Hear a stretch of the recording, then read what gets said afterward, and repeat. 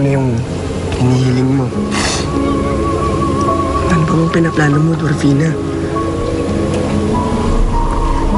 Kaharap kami ni Romera. Kaming dalawa lang. Para matapos ng gero to. Ha? Paano kung niloloko ka lang ni Romera? Ba't ka pumayag? Hindi ako makakapayag doon sa planong ginagawa mo. Papatulogin kita!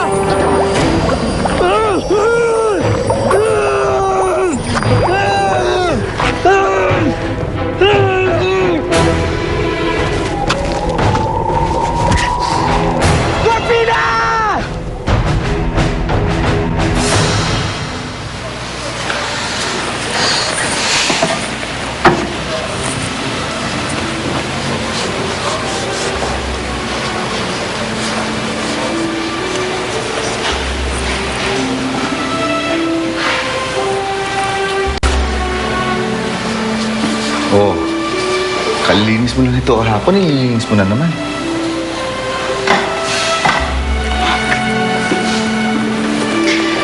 Kasi pamahayan ng daga at saka ipis. Kanina nga may nakita akong gagamba. Mabuti na lang hindi siya nakagawa ng sapot sa loob.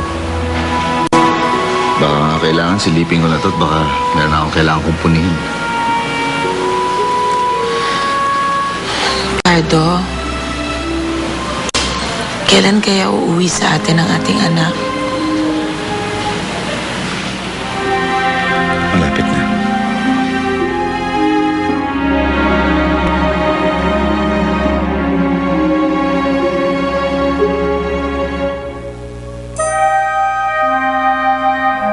Patawad, Inay, Itay, kung hindi ko na nagawang magpaalam sa inyo. Pero kinakailangan kong gawin ito para magkaroon ng kapayapaan sa mundong ito. Patawad, Lyndon. Ikaw nagbibigay sa akin ng lakas ng loob. Hindi kita makakalimutan. Gumising na kayong lahat! Gising! Hari Calixto! Gising na! Itang! Gumising na kayo! Elvin! Gwendina! Inang, gising na! Ano ba? Gumising na kayong lahat! Lyndon! Lyndon, gising na! Ano nangyari? Gising! Tayo ka na! Tumayo na kayong lahat! Gumising na kayo! Sama! Ano nangyayari dito? Bakit parang bagong gising lahat?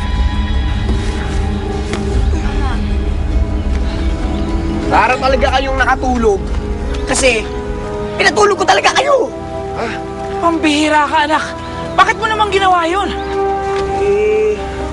Inuutos sa akin ni Dorfini. Dali. Si Ina. Nasaan si Ina? Kayo nakita kong magkausap bago ako makatulog. Umalis si Dorfina. Ayaw na rin niya na may madamay pa at mamatay pang iba. Kaya siya na lang daw mag-isang haharap kay Romera.